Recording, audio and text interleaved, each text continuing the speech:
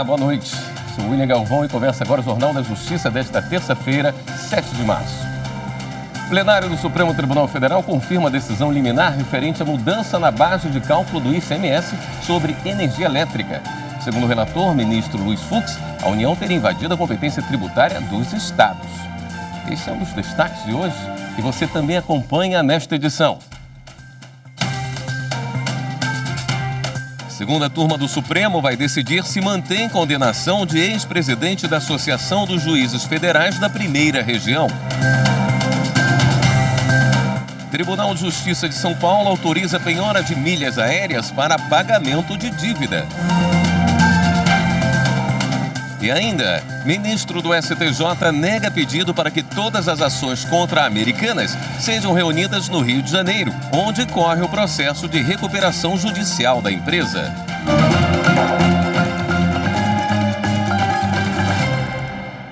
Em sessão virtual, o plenário do Supremo confirmou a liminar concedida pelo ministro Luiz Fux para suspender o dispositivo legal que retirava da base de cálculo do ICMS as tarifas dos serviços de transmissão e distribuição de energia elétrica.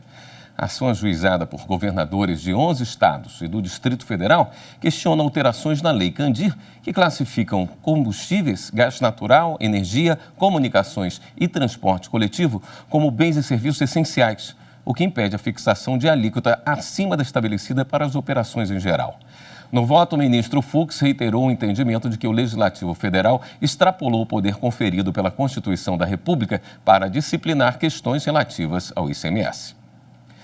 A segunda turma do Supremo começou a julgar um recurso da União para manter condenação de ex-presidente da Associação dos Juízes Federais da Primeira Região. A repórter Marta Ferreira tem mais informações. O processo envolve Moacir Ferreira Ramos, ex-presidente da Associação dos Juízes Federais da Primeira Região. Ele ficou à frente da entidade entre 2008 e 2010. O Tribunal de Contas da União julgou irregulares as contas apresentadas por ele durante o período.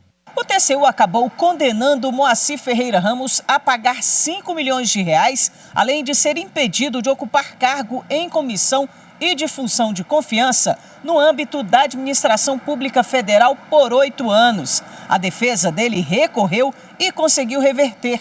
A União, então, entrou com recurso, questionando a decisão que havia declarado a ocorrência de prescrição da pretensão punitiva do Tribunal de Contas da União. Relator do processo é o ministro Ricardo Lewandowski, que negou o pedido da União e manteve a decisão, entendendo que o TCU não poderia mais analisar o caso porque já tinha passado o prazo de 5 anos previsto na lei. O ministro Gilmar Mendes acompanhou o entendimento do relator. Já os ministros André Mendonça e Edson Fachin divergiram. Como o ministro Nunes Marques não estava presente por motivos de saúde, o julgamento foi suspenso. O ministro Ricardo Lewandowski, do STF, determinou que o ex-médico Roger Abdelmaci deixe o presídio de Tremembé e seja internado no Hospital Penitenciário do Estado de São Paulo até que ele tenha plena condição de retornar ao cárcere. O ministro levou em conta o quadro clínico de Abdelmaci descrito pela defesa com os atestados e laudos assinados por um médico. Roger Abdelmaci foi condenado a mais de 173 anos de prisão pelo estupro de pacientes. O ministro Roberto Martins, do Superior Tribunal de Justiça, remeteu ao Supremo Tribunal Federal interpelação contra o governador de Minas Gerais por comentários sobre os atos de 8 de janeiro. Marina Campos tem os detalhes. A interpelação judicial foi apresentada ao STJ contra o governador de Minas Gerais, Romeu Zema, por comentários relacionados às depredações no Palácio do Planalto, no Congresso Nacional e no STF, ocorridas em Brasília, no dia 8 de janeiro. O relator, ministro Humberto Martins, remeteu a interpelação ao STF, uma vez que já existe um inquérito instaurado na Suprema Corte para apurar responsabilidades pelos atos de vandalismo. A interpelação foi ajuizada para que Romeu Zema esclarecesse uma entrevista na qual ele teria afirmado que autoridades trabalharam para que os ataques ocorressem de forma que, colocando-se na posição de vítimas, pudessem obter supostos ganhos políticos perante a sociedade brasileira e a comunidade internacional. Segundo os autores da interpelação, as afirmações do chefe do Executivo Mineiro não teriam base em provas e, no mínimo, configurariam o crime de calúnia. Para o ministro Humberto Martins, considerando que a interpelação é uma medida preparatória para a futura ação penal e que já existe inquérito para apurar as responsabilidades dos autores intelectuais dos atos, os autos devem ser remetidos ao STF para que avalie a eventual competência para processar o feito. E o ministro Raul Araújo, do STJ, negou seguimento ao pedido do Grupo Americanas para reunir todas as ações contra a empresa no Rio de Janeiro, onde corre o processo de recuperação judicial do grupo. O repórter Rafael Porfírio tem as informações. O Grupo Americanas alegou o risco de haver multiplicação de novas ações por todo o país, propostas por outros credores ou por acionistas, o que agravaria o quadro de instabilidade e de incerteza jurídica e seria profundamente nocivo ao processo de soerguimento das empresas. A rede varejista alegou ainda que as perícias requeridas pelos bancos poderiam representar custo considerável de tempo e dinheiro, além de levar a conclusões dissonantes sobre os mesmos fatos. Ao não conhecer do conflito de competência, o relator, ministro Raul Araújo, explicou que, no caso de empresa submetida ao processo de recuperação, os demais juízos continuam competentes para apreciar e julgar ações de conhecimento sobre a apuração de obrigações da recuperanda, enquanto o juízo responsável pela recuperação só passa a deter competência universal em relação aos créditos quando forem líquidos e certos. A seguir, Justiça Paulista autoriza a penhora de milhas aéreas para pagamento de dívida. Voltamos em instantes.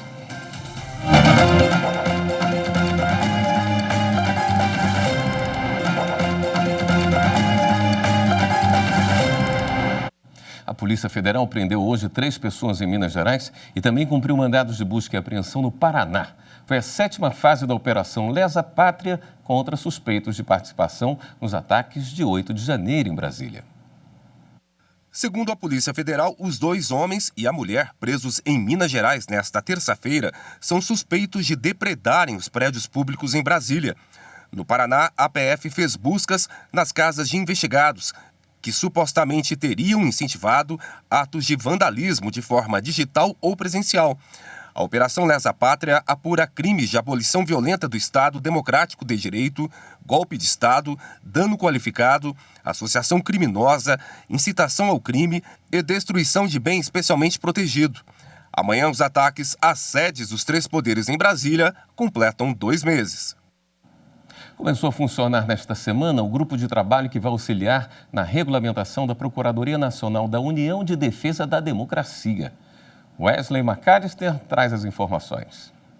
A Advocacia Geral da União deu início nesta semana em Brasília ao grupo de trabalho que irá contribuir na regulamentação da Procuradoria Nacional da União de Defesa da Democracia, a PNDD. O grupo contará com dezenas de representantes da sociedade civil, instituições públicas e representantes da comunidade acadêmica e científica. Na abertura, o advogado-geral da União, Jorge Messias, destacou a importância e a complexidade do trabalho que será realizado. O que nós estaremos enfrentando a partir dessa nossa atuação institucional é um ecossistema extremamente profissional, extremamente monetarizado, internacionalizado, que se vale da mentira sistemática para gerar na sociedade a desconfiança que corrói as instituições da democracia. Não é um trabalho simples.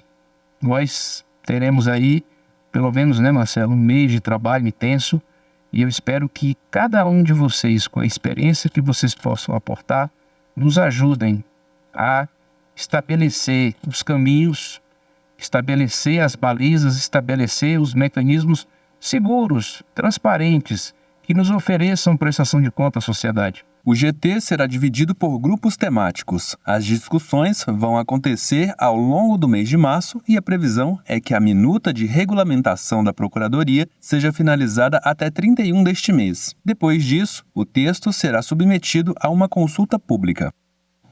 E o Tribunal de Justiça de São Paulo autorizou a penhora de milhas aéreas ou pontos de programas de fidelidade para pagamento de dívida. Quem conta essa história é a repórter Viviane Novaes. Quando o consumidor compra uma passagem aérea, as companhias oferecem pontos ou milhas que podem ser usados, por exemplo, para aquisição de mais passagens no futuro. Na prática, esses pontos ou milhas valem dinheiro. Para o pagamento de uma dívida, o Tribunal de Justiça de São Paulo entendeu que as milhas ou pontos do devedor podem ser penhorados. Na decisão, o juiz Marco Fábio Morcello afirmou: resta evidente que os pontos ou milhagens dos programas de fidelidade ostentam natureza patrimonial e possuem valor monetário, caracterizando um direito creditício do titular e, por isso, não há impedimento para a penhora. Em outro julgamento inusitado, a Justiça do Trabalho de São Paulo determinou a penhora de uma bolsa Chanel e um casaco Louis Vuitton para o pagamento de dívidas no valor total de R$30 mil. A decisão se baseou na vida de luxo que a devedora postava nas redes sociais. O Ministério Público do Rio Grande do Sul, em Caxias do Sul, entrou com uma ação contra o vereador Sandro Luiz Fantinel. O parlamentar fez pronunciamento na Câmara de Vereadores com declarações ofensivas aos baianos. O repórter Evne Araújo tem mais detalhes. Segundo a promotoria, o vereador não só feriu a dignidade dos nordestinos, mas incitou a população à prática de discriminação, preconceito e discurso de ódio contra esses brasileiros. O Ministério Público pede que Fantinel seja condenado à multa de R$300 mil por danos morais coletivos. O pronunciamento de Sandro Fantinel foi feito no dia 28 de fevereiro, após repercussão de uma operação que resgatou 207 trabalhadores em Bento Gonçalves, em situação análoga de escravo. Os trabalhadores eram de maioria vindos da Bahia e relataram ser mantidos presos, sem receber salários e sofrendo violência. O vereador atacou as vítimas. O pronunciamento do vereador de Caxias do Sul não foi o único caso de preconceito registrado nos últimos dias.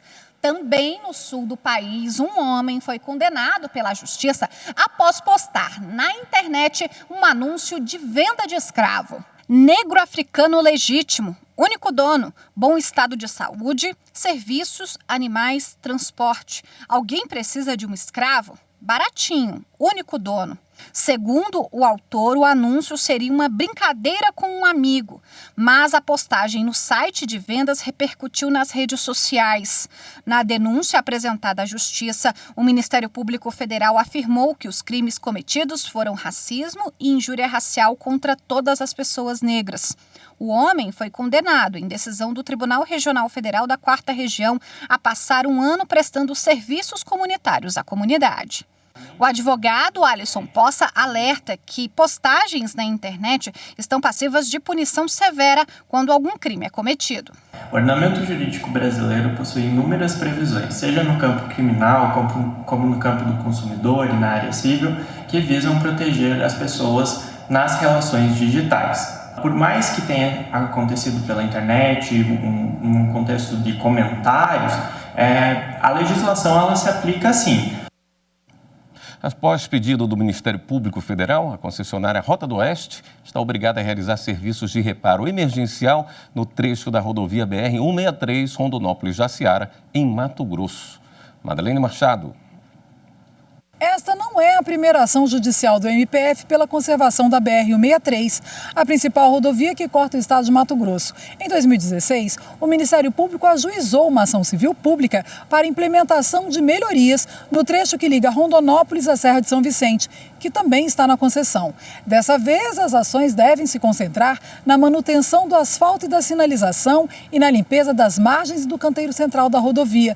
A via, que está sob a administração da empresa desde 2014, apresenta condições precárias que colocam em risco motoristas e pedestres. A decisão é resultado de uma ação civil pública que o MPF ajuizou contra a Rota do Oeste, a Agência Nacional de Transportes Terrestres, a ANTT, e o Departamento Nacional de Infraestruturas de Transportes, o DENIT. Ao tomar conhecimento da ordem judicial, a concessionária deve apresentar em até 5 dias úteis um cronograma das obras com previsão de início imediato. Em caso de descumprimento, a empresa está sujeita a multa diária de R$10 mil. O presidente do Senado, Rodrigo Pacheco, recebe daqui a pouco, às 19h, a medalha da Ordem do Mérito do Tribunal Superior Eleitoral 2023. A premiação é uma homenagem à atuação de Pacheco nas eleições do ano passado. A entrega será feita pelo presidente da Corte, ministro Alexandre de Moraes, no plenário do Tribunal Superior Eleitoral. E em razão dessa solenidade, não haverá sessão plenária nesta terça-feira. E no próximo bloco a gente fala sobre o planejamento estratégico do Judiciário alagoano para este ano. Voltamos já.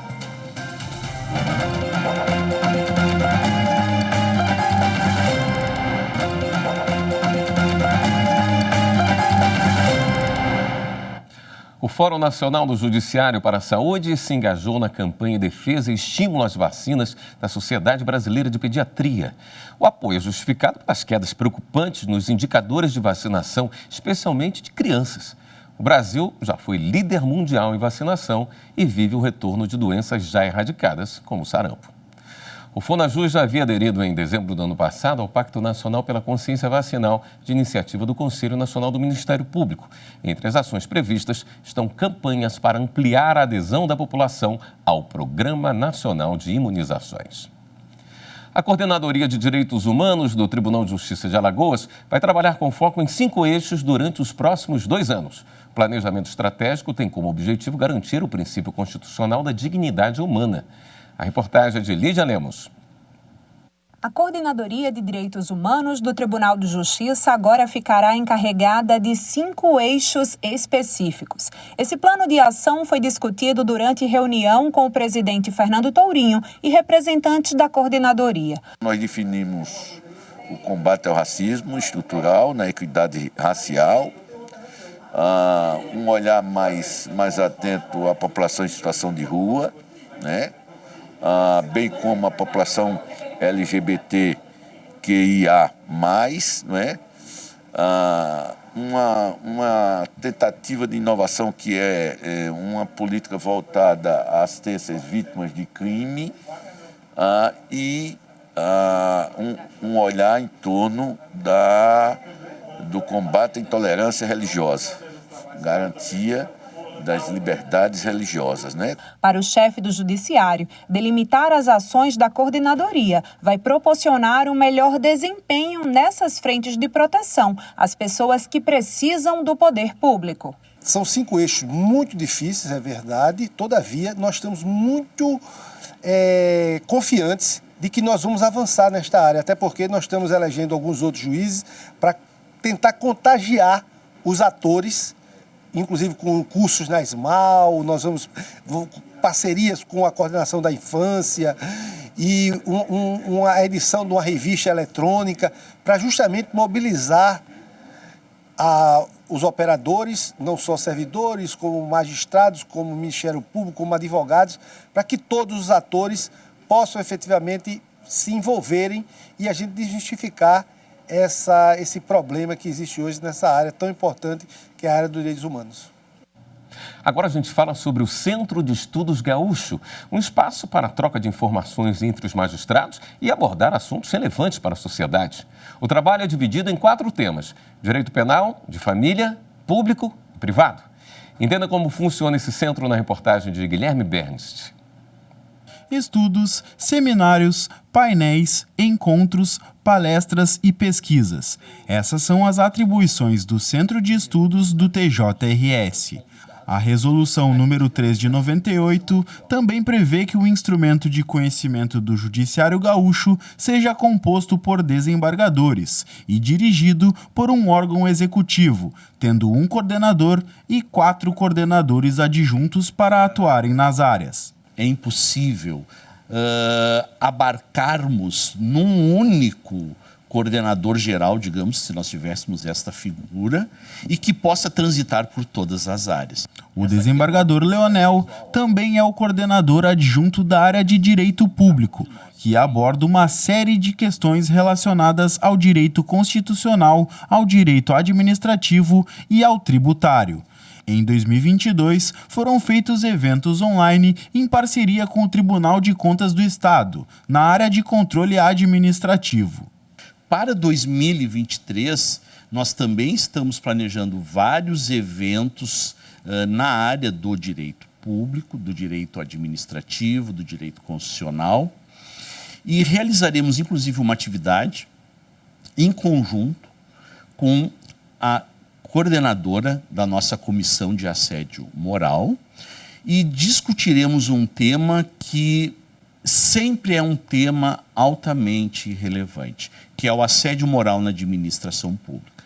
Já a área de direito penal é coordenada pelo desembargador Sérgio Blattes, com a ajuda do ex-coordenador do Centro de Estudos, desembargador Rogério Gesta Leal, que é seu vice.